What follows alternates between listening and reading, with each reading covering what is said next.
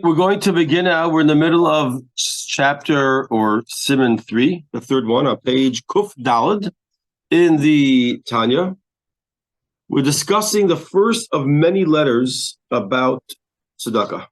We're discussing Tzedakah, the charity, and it's the first of many, many discussions, and the topic is very big. We're not going to cover everything in this letter because there's many more. Some of the things that we're going to discuss, it seems like, 1 second, we didn't fully explain this. I need some more insight. There's a number of letters. Each one focuses on more aspects and more details. So if we're not answering your question now, either because I didn't explain it well, or because it's not explained in this chapter, that it's going to be explained in the further chapters. But the one thing we said until now was, we wanted to appreciate this metaphor of tzedakah being a coat of armor, or to be more accurate, a coat of mail, with all the little scales, so to speak. We had to explain what is a mitzvah. And we said when someone does a mitzvah, they're drawing down from the highest levels of godliness into this world. It's the highest levels. Now, true, it's not felt yet. We could do a mitzvah and it's not felt, but it's here. We can't tap into it, either because it's concealed from us. You know, they just had the clips a couple of days ago, and you put on these glasses. I wore them for a few minutes. I borrowed one. And when you're looking through them, before you look towards the light, it's almost like black. You can't see anything. When you look towards the sun, you can see like an orangey, yellowish image of the sun, but it's so blocked. The fact that we can see, I once listened to a talk, watched the video actually here, the talk, we're being a talk about godliness in this world. Is the fact that we wear sunglasses, and not just sunglasses, but like what a welder wears, that it's complete sunglasses, doesn't negate the truth that the sun is shining. Meaning the fact that we can't see it, the fact that we can't hear it doesn't negate the truth that it's there. That's how it works. We gave the metaphor many times of Bluetooth, radio waves, Wi-Fi. The fact that we can't see it means we don't have the ability with our system to see or feel these things. Radios can sense it, or receivers can sense it, etc.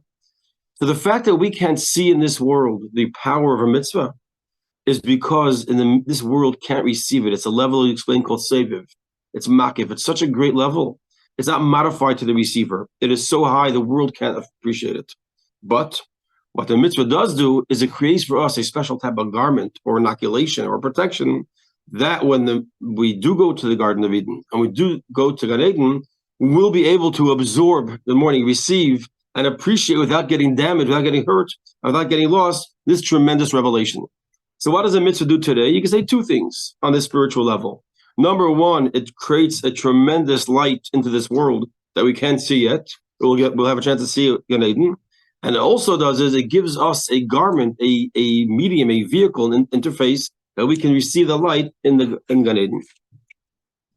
That's the general concept we explained of a mitzvah until now. Once we understand this, we're going to shortly explain how tzedakah is unique in this particular area. We'll get to that in a few minutes. Right now, we're still explaining the mitzvah. But before we go further, I just want to take a moment to talk about various effects. Because we're going to, the topic today is going to be, where we say about 4 lines, 4 lines on the bottoms, we're going to say, V'zeu she'amar Hazal, schar mitzvah b'hai al maleka. And this is what our sages tell us, there is no reward for this mitzvah or for a mitzvah in this world. In other words, in this world, there are no rewards for mitzvahs. So you want to talk about for a moment, what is the effect? There's things that we do see in this world about mitzvahs, and what we don't see, what we don't have. Okay. Just remind those who are coming now that we're dedicating today's class with a good health of Chava Leah Bashprinza Pluma, to have a successful surgery and a full return to good health. Okay. So basically, we see certain things in this world. While we say you cannot see in this world the reward for a mitzvah, there are certain things we do see. So on one hand, we say, there's no reward for a mitzvah in this world. You don't see it. You want to know what the mitzvah did? Come to the Gan Eden after 120 years, and you'll find it out. But we do see many things. For an example, there's a custom that some people don't realize why we're doing it, but there's a custom to stand up by a wedding, by a bris, by a funeral. Why is that? Because of the mitzvah that's being performed. Whenever a mitzvah is being performed, there's a custom to stand. We don't push it in the sense a lot of people, it's a long thing, so we say you could sit. But there's a custom to stand whenever a mitzvah is being performed, the sounding of the shofar, lighting Shabbos candles. If you, of course, don't have a medical condition that you can't stand, why do we do it? It's an honor not for the person that we're standing up for, but the mitzvah being performed. So the question is, why are you standing? No one senses it. No one can feel the mitzvah. It's an energy no one can see. Standing up for, okay, I want to just recognize the presence of the Bluetooth. I mean, why does that help? I don't see it. I can't relate to it. The answer is, we can't see it but there's an effect that's there. It's very powerful, very high, very extreme. We can't sense it properly, but it's there and needs to be respected and acknowledged.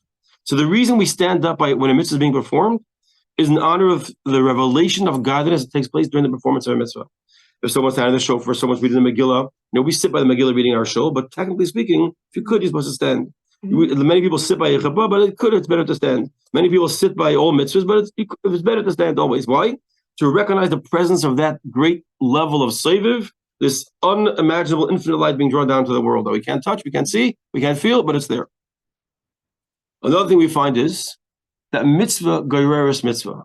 The act of doing a mitzvah, and you mentioned it last week, causes a person to do another mitzvah. On a simple level, it's a sort of a physical thing for myself. I experience something meaningful. I want to do more meaningful stuff. But that's just more our behavioral thing, that when someone is acting nice, they act more nice because it's a behavioral thing. But that's not about what's being accomplished. You see, every mitzvah has what's called the gavra and the chefza. The experience on the one performing the mitzvah and the experience on the thing that's being done. For an example, is the mitzvah that I should hear the shofar, or that shofar should be blown and I should hear when it's happening? Meaning, is the mitzvah for the shofar to be blown, or the mitzvah for me to hear it? With every mitzvah we could break up in two parts: the gavra and the chefta, the person and the experience.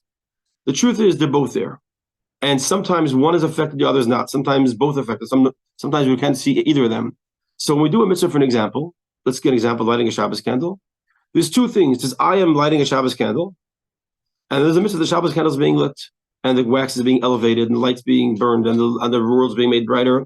There's my responsibility, my experience, my feelings, my emotion, my involvement and responsibility, and the things being done.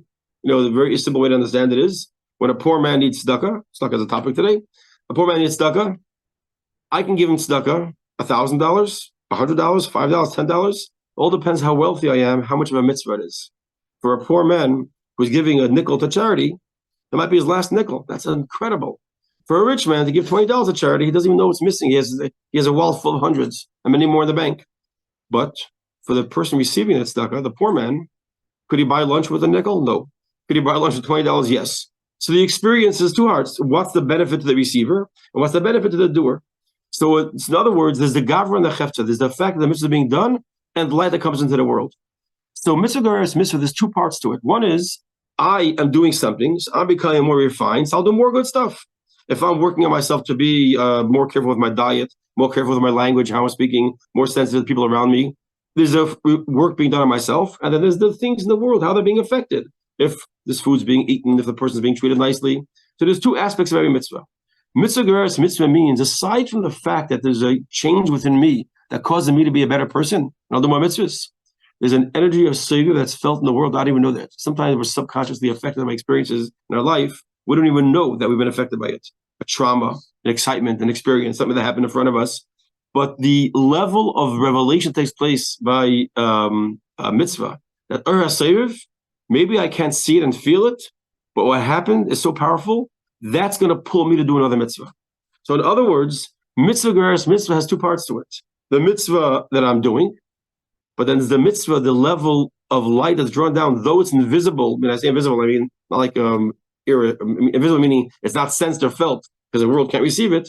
It has an effect as well. Let's call it the subconscious effect on the world. And therefore, it pulls me, it drags me to do another mitzvah. Mitzvah goyreres mitzvah. That's two ideas we said so far. Number one, the stand, even though we can't see it. Number two, the fact that it's an effect. Then we have another thing. When we do a mitzvah, there's a reward or a practical benefit or service or technical support that happens by mitzvah. You'll see what I mean when I say this. Let's say Hashem wants us to do a mitzvah. So Hashem has to give us the tools we need to do the mitzvah. So let's say it comes to the mitzvah for an example of Shabbos. I want to make Shabbos nicely and have guests and have a home with challah and fish. If Hashem is a good employer, he's going to provide me with money, with a home, with a family, with a table, with a chair, that I can go and do Shabbos. That means because of the mitzvah of Shabbos, or the mitzvah of kosher, or the mitzvah of Pesach, Hashem has to give me the tools. No difference if I'm going to hire a guy and I say, I want you to build my deck. He says, okay, I'm ready to do it. Where's the wood? Where's the hammers? Where's the nails? Where's the drill? Oh, you want that too? Well, that's what you do when you hire someone to do a job. Either you give him money to buy it, or you provide him the stuff. We say, Hashem, you want us to do mitzvahs? We need the technical things to do it. I need health. I need happiness. I need to have no distractions. I need to have no stress and no worries, because all those things get in the way of me doing the mitzvah properly. So in other words, those are not rewards for the mitzvah. That's the technical support, the practical applications or appliances needed to do the mitzvah. So we have that level also. Every mitzvah has that. If you want to do a mitzvah, Hashem has to give us the stuff we need. The origin of this concept we find by Chana. Chana comes to the Beis HaMikdash, and the Kohen Gadol Eli thinks he's Mishkan. I'm sorry, Mishkan.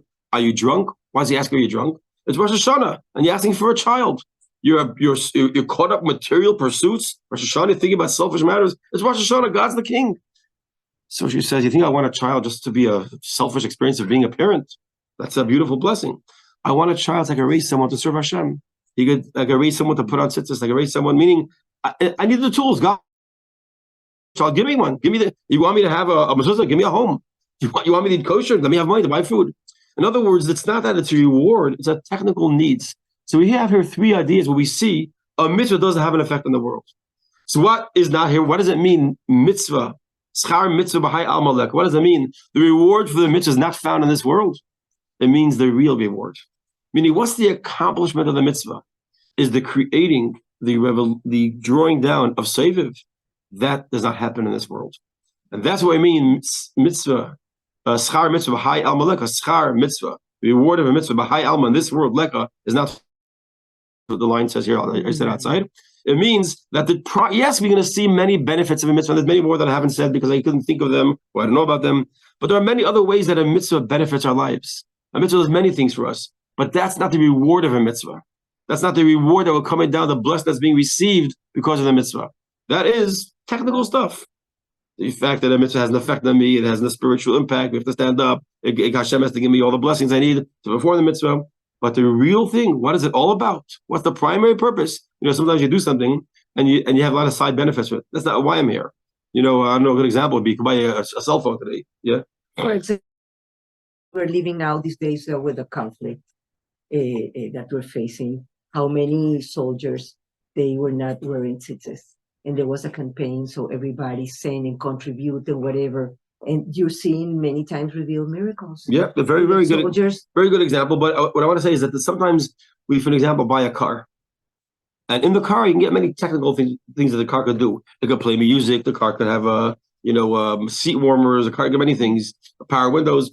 But the real job of the car is to drive you from your house to the office, to the supermarket, to schlep stuff. You don't get a car because I want to listen to a sound system. You know what? Let's buy a car. I heard there's a car with a really good sound system. It has like a Bose Wave radio. Let's get it. There are people like that. Yeah, there are some kids.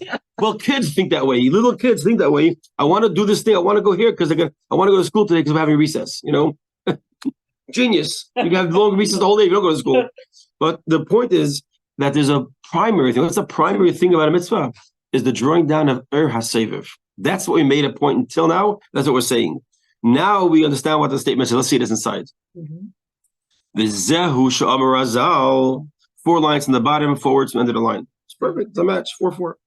The Zehu Sha'amar Razal, Schar Mitzvah B'Ha'al Maleka. The reward of a mitzvah is not found in this world. In this physical world, Ubal Gvul, and it's a limited world. V'tzimtzum Rav, V'atzum Me'ed Me'ed. And it's a tremendous contraction of godliness. The world is called by its name is, they say from the name, you know what something is. Question, why do you call a duck a duck? Because it walks like a duck. It quacks like a duck, so it's a duck. Meaning, why do you call the world Helam? Because Helam means concealment, and the world, godliness is concealed. It's not shown. The concealment to get to this level where we have existence and a physical, material, corporal, and self-focused existence is the biggest distraction or concealment of truth, of godliness. Therefore, he said such a level, there can't be any benefit of a godly revelation of seviv. So seviv, again, we're talking about Mali's level of light and godliness. That's super, super powerful, super holy, super godliness, but it's modified to the receiver. It's like, the pressure and either the strength of electricity coming into your house through the breaker system, the transformers, the level of water coming in, if it's high pressure, low pressure. Based on what you want to do, you have to modify the receiver. You're talking to a little kid or you're giving a little baby, newborn baby food, you can't give him steak. You got to mush up apples or something, or cook it, make it soft. Then the kid could have a tiny little piece. You can give him, or with the milk. Why are you doing that? Because you got to consider, what is this receiver getting? That's the idea of judgment and parenting. Parent is called, the mother is called din, gvura. Why are you din? She's kind. Kind means I understand the need of each child. I know what this child is. I know what this child is. He can't have it. He's allergic, etc. He's gluten free. So the bottom line is, so mamale is this lower level. The world is not gluten free, just certain kids. Oh, yeah. So the bottom line is that the receiver, to receive it, means that the light is being modified. It's being channeled, lowered. Lower the music so we can hear it. There's certain decibels our ears can't hear it. Therefore, mamale is a lower level of light. Soviv is light unfiltered. It's infinite level. It's called encompassing. It doesn't modify itself. That light cannot come into this world, period. So the schar of mitzvah cannot come into this physical world. It's impossible. You cannot. It's worse than trying to fill up a teacup with a fireman's hose. Because at least there you have a relationship with the teacup and the fireman's hose. It's still Soviv, and the world can't interact. How does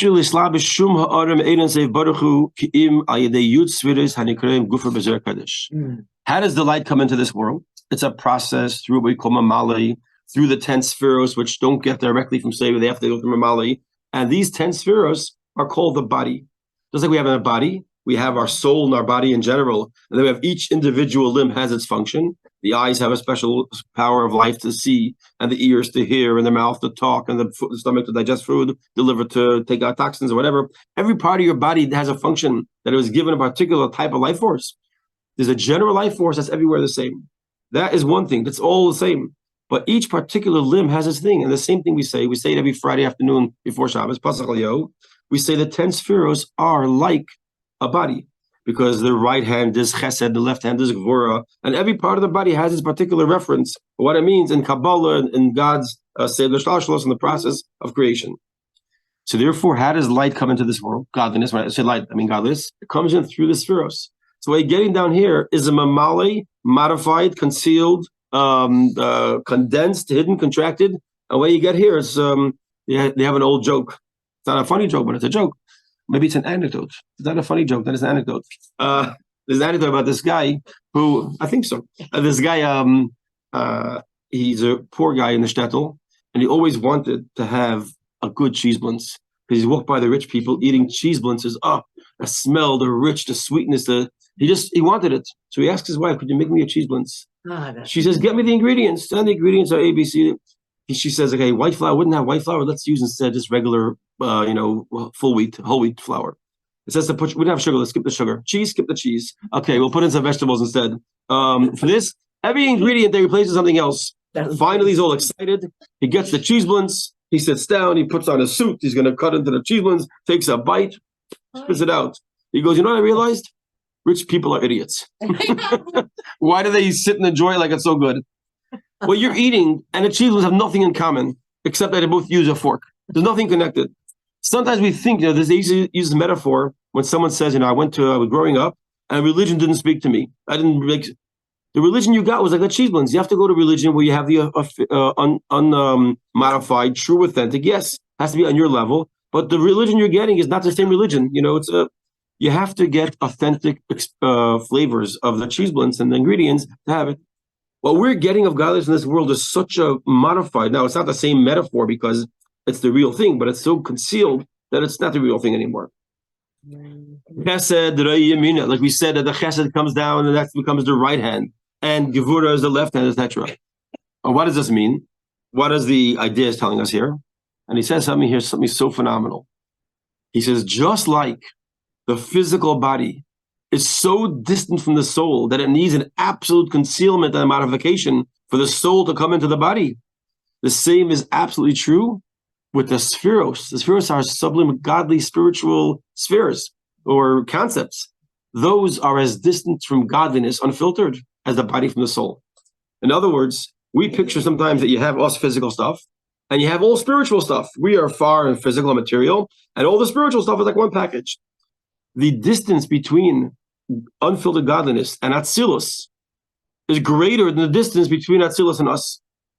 Because you're talking about a godliness unfiltered is a whole other level of revelation that we can't begin to understand it.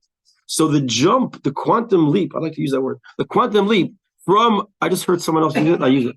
The quantum leap from Seviv into Mamali, into Atzilus, is such a giant jump that just like the body can't relate to the major modifications of one of them. They used to have an expression, they say, if a poor man's eating a chicken, one of them is sick. Because either you got to change the light or you got to change the receiver, because us two have nothing in common. So the same thing is true from godless, ain't safe, into coming into the world of the spheros, the 10 spheros. We're saying here, top of page 208. Just like there's no relative relationship between the physical body, Lagabi Haneshama, compared to the soul, it's such a distant, the body to the soul. There's a whole bunch of discussion how the body and the soul can interact. We say, first of all, the soul has to interact through the animal soul. The animal soul has 3 parts. It has the vital part of the soul, it has the animal part of the soul, it has the natural part of the soul, and those become like an adapter for the godly soul to interact with the body. And even that, you got to get to the highest point of the body, which is the steam coming off the blood, and the lowest point of the soul. And those two meet. That's why if the temperature goes too high, technically speaking, the steam is too thick and it can't stay to the body. That's the whole concept of explaining how does the body and soul come in contact? And that's just on a simple level. And then, of course, you have the spiritual concepts. So you have a very complex way. How could the soul and the body interact? He says the same thing.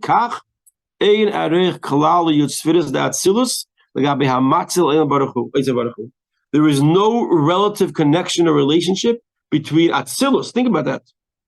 Yud Sfiras Atzilus, the 10 spheres of Atzilus is all the way up there, the highest thing, Atzilus. And Ein Sof, infinite Seviv, it's just as distant as the body to the soul. It's telling you how far we are talking about. Again, we're getting to the concept that we cannot draw down this Seviv into the world. We can't even draw down the Seviv into Atzilus on a simple level. All of this we're saying now is coming to explain one point. What type of tremendous energy a mitzvah taps into. What we're getting from this is, think about that. And when you do a mitzvah, you're drawing down that stuff. That stuff that no one could relate to. That stuff that no one could tap into. That stuff that is much greater than Atzilus. You're bringing it down to this world when you do a mitzvah. But you just can't see it, can't relate to it, you can't, etc. Because it's all, when we go into Gan Eden or Mashiach comes, that's when we'll experience it. And then one more line.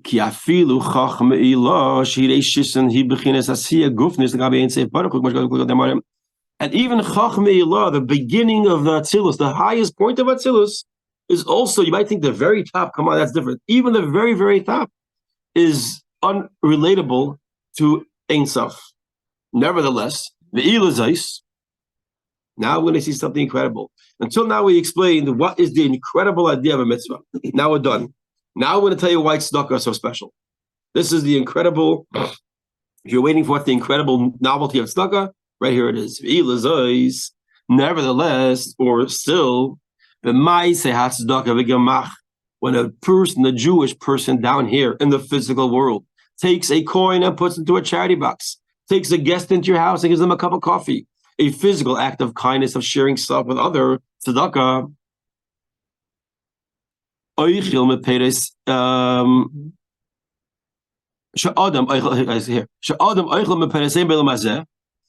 And the person's able to benefit from its fruit in this world. So what are we saying here? Something fantastic. That when a yid does a mitzvah, you should know tzedakah is different.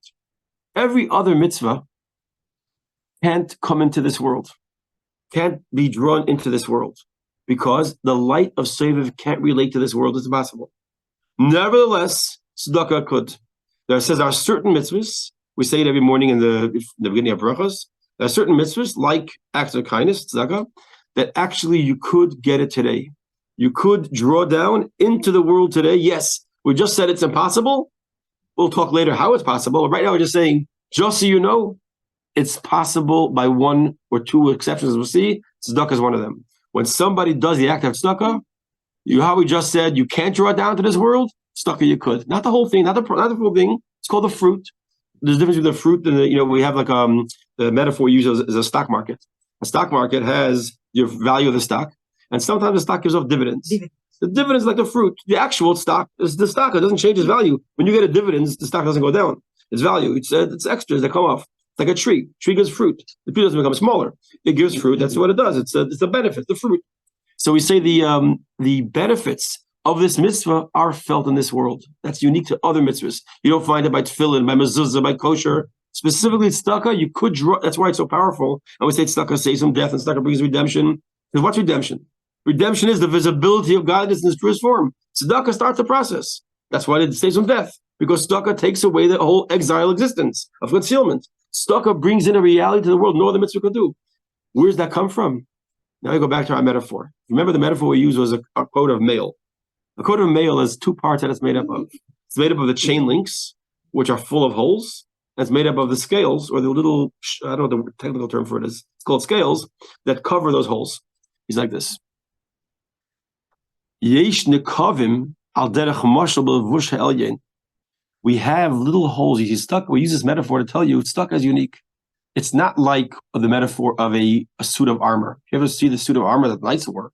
I mean, I've seen them in cartoons or pictures or whatever. I've seen it actually in the museum a couple of times. They're made of a solid piece of some sort of metal. It's a solid piece, and it's not mobile. So we're not here getting into the mobility factor. We're telling you about the structure. A structure of a coat of mail is made that there's holes and covers. What's that do? It gives it flexibility. But the reality is holes and covers. He says those holes are the metaphor that say, you know what? You thought before it's a complete protection. It is protection. But through those holes comes through the light and the energy and the fire and the life and the spirituality and the godliness that doesn't get blocked. That means through these holes, what the holes are there for. And the metaphor, of course, I don't know how to take the metaphor and picture it, make the image. I can't give you the image of male and godliness. But the concept of holes in the armor, the concept of holes is that, yes, something does come through. Usually we say there's a complete concealment, complete block. Mm-hmm. By mitzvah of tzedakah, we use the metaphor of coat of mail, of this type of a mesh, because you should know it does come through. It's unique, it's different. That's what we're saying here. Back one line. We say, nevertheless, that we said in this world, a person would say it could have some of its fruit, not the primary, but the fruit, the dividends, the benefits. We use the metaphor, but the holes, in the higher external, vush means the external garment. There are many garments that every mitzvah and every experience has called the garment. Torah is called the garment also on some levels. This is called the garment. This is the outside garment. You don't usually wear layers on top of this is the outside layer. You don't wear something usually on top of the mail. So on top of this outside layer has holes in it. And that which covers over the guf, which represents the 10 spheres. That means, we just said before, in the 10 spheres, by a regular mitzvah, nothing comes through because God in His infinite light can't even relate to the 10 spheres. But when it comes to a mitzvah of tzedakah, picture it, it's a concealment with thousands, like a sieve, like a colander. So much stuff can come through. So you might have taka, not everything's coming through. The pasta doesn't come through, but there's juice coming through because tzedakah is a mitzvah that allows into this world, even though the impossibility, this save does come in, both in the spheres and therefore also into the physical world on some, or the spiritual function of this world on some level. And then because of that, we get all the benefits that we'll find. And because of that truth, that's why Hashem says in Malachi, test me.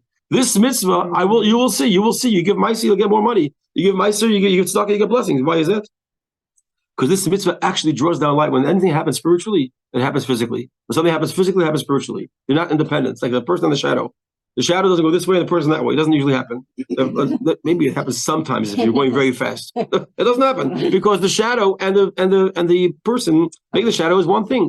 Whatever happens spiritually, that means if you spiritually get stuck, yes, you have. The main point is the spiritual ain't safe. The savior is coming into the world somehow, but it also means you're going to have blessings and good and reward and, of course, just the prayers, just the dividends, but all that in this world in a phenomenal way.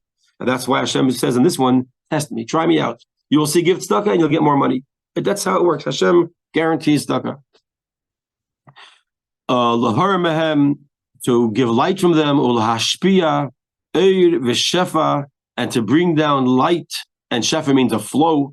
May chesed, from the kindness, yamina. Now he's going to say like this. Now I don't know what each of these body parts. I wanted to try and look it up. I did look up a few places. I couldn't find any insights. Hopefully for next class I'll find some stuff. He's going to say now how different levels of like chesed and gevurah and tferes give different types of blessings to a person. I mean, I can make up what they mean, but I would like to find their actual source, why each of these parts give particular blessings, as he says. And when you do that tzedakah, light comes into the world, and into the first of 10 spheres, which are the body of reflection of the physical body, physical world. He says you have you get from the right side, you're going to get long life, which is chesed. You get long life in this physical. And then he says, you get wealth and honor from the left side. And you get glory. I mean, all different levels of blessings and types of blessings you get from the 10 spheres. So why one sphere chesed gives this and glory gives that? I don't know the exact reasons, but there's a amount of physical, practical, down-to-earth benefits of giving tzedakah. And it's phenomenal. Now, it doesn't mean that's why you should give tzedakah. The Alter Rebbe is not saying that. The Alter Rebbe is not telling you here you should give tzedakah because the people need it. That's going to be later. Later he'll talk about that the people in Israel need the money. And here he's saying something completely different. Tzedakah is special because it draws down Ein Sof the world like nothing else. Mm-hmm. And you see it in the effects of physical blessings and wealth and long life and health. Yes, all these things happen. But that's not why you should give tzedakah. And now we're not thinking about because a poor man needs a meal. I'm not talking about you becoming a better person and we remove your sins. All that's going to be discussed in all the letters. Now we're talking about one thing. What does tzedakah do? What no mitzvah can do. Every mitzvah is a revelation of Seviv into the drawn down, but can't be seen or felt or heard till Gan Eden. And then you have to have a special garment of levush that's created by the mitzvah. But tzedakah, it filters through the tiny, tiny holes. But we have a problem. I'm going to do this problem before we go further, and we'll finish. We'll do another few lines. But we have a problem. Once you open up and allow stuff to flow through, who's stopping the clipper from getting it? Mm. You know, if you start announcing, we're giving out, everybody in Israel is getting, let's just use an example, is getting money to support themselves or getting weapons to protect themselves. What's stopping other people who are bad from getting it? What's stopping someone else from getting it? How do you protect that? We know in general, we had the Shabbos morning, we did a sikha, a fascinating talk of the Rebbe about the desire of Klippa to leech on, to nurture, to suck from holiness, because holiness is so much richer. They try very hard to get the nourishment from holiness. So the question is, how are we protecting that from this revelation of godliness coming down, that the Klippa won't leech off? He says, and this is why he says the second half of the metaphor. The metaphor of the coat of mail has the holes and the covers. There's little scales. The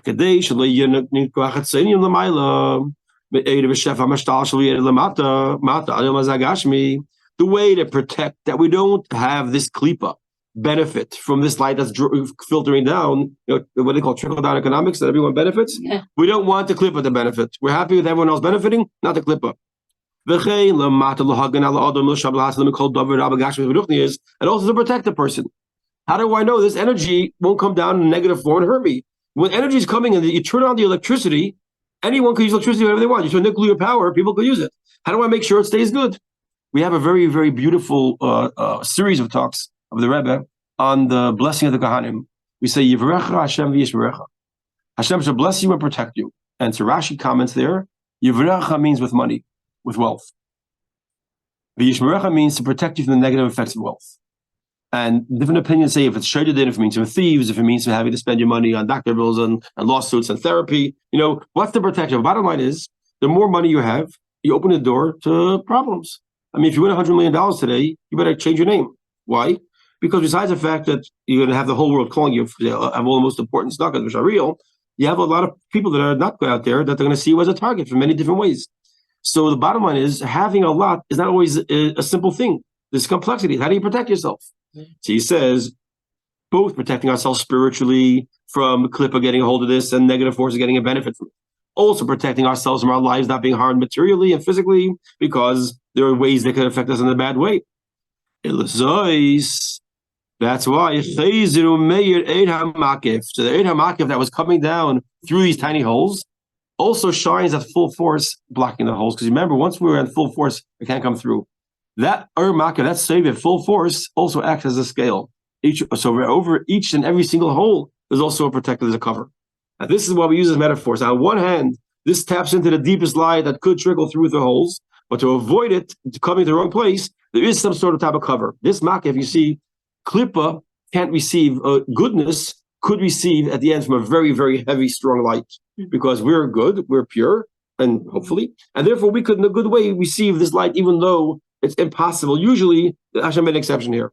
Klippa, it's out of their realm. They can't relate to it. They need to have a dumbed down version. They got to have a version that's already modified. And that's a Mali. Savior by itself, they can't benefit from. It's too, and therefore the cover of Savior protects it from the Klippa, but doesn't stop it from going to the Jew. Because they're sort of, I don't want to say they're allergic because it's the wrong word, but this for them is the thing they can't relate to.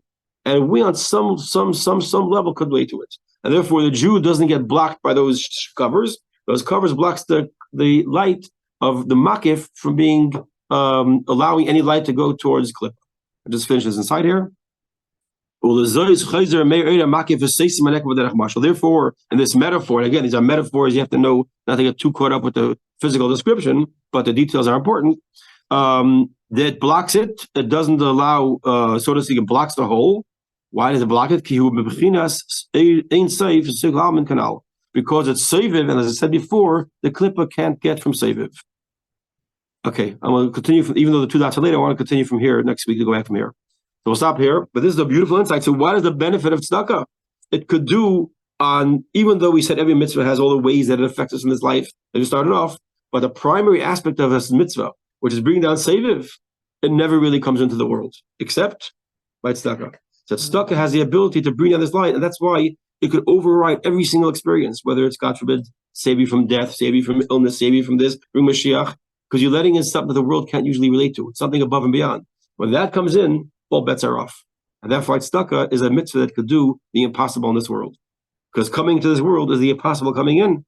And that could do all the ultimate, true, above nature blessings and experiences. We'll stop here. And God willing, we'll continue next week. Yes, we should have a class next week. They'll follow you, I won't. The Wednesday before Pesach, we're not going to do a class. Well, this coming next Wednesday is what? That's right before Pesach. Oh, so I think a class next week. I don't think so. I'll get sent out if we could do it, but I just think it's a really busy day, and we'll see. So this class was also dedicated for Rosh Chodesh Nisan. Chodesh for Beis Nisan, the Rebbe's. For the Yud Aleph Nisan, and also for my birthday and your birthday. When's your birthday? Zayin Nisan. Oh. Zayin. Shnas Hatzlacha. And yours? My daughter Mushki's birthday today. Yes, your birthday too today? Does he know? Oh, Gimel. Okay, but today is Mushki. Thank you, Rabbi. Yes. Mazel tov Tanya, on your have a happy, granddaughter. healthy Pesach.